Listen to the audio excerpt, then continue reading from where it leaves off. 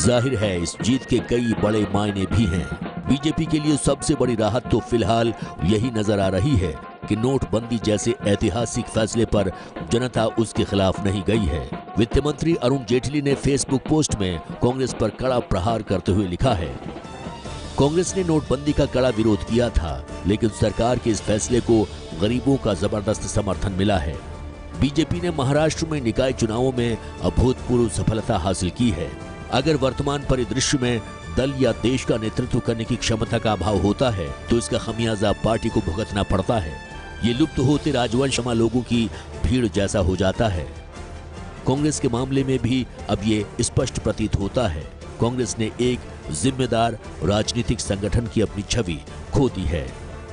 नोटबंदी पे भी एक जनता ने मोहर लगा दी है।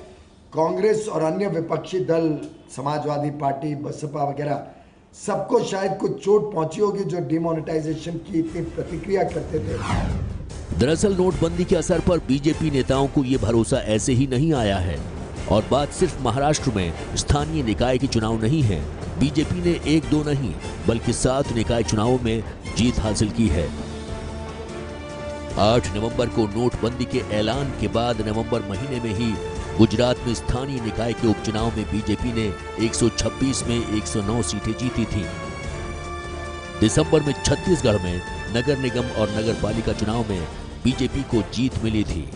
चंडीगढ़ नगर निगम के चुनाव में बीजेपी ने 26 में से 20 सीटें जीती। 20 साल बाद बीजेपी को इतनी बड़ी जीत मिली थी।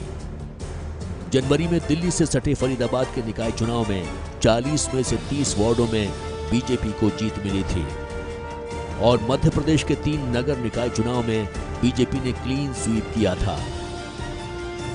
और फरवरी में यानी इसी महीने ओडिशा में स्थानीय निकाय के चुनाव में बीजेपी ने 306 सीटें जीती। पिछली बार सिर्फ 36 सीटें थीं। बिना खास जनाधार के बीजेपी ने यहां परचम लहरा दिया। जाहिर है बीएमसी चुनाव में मिली कामयाबी के बाद दिवाली मन रही है।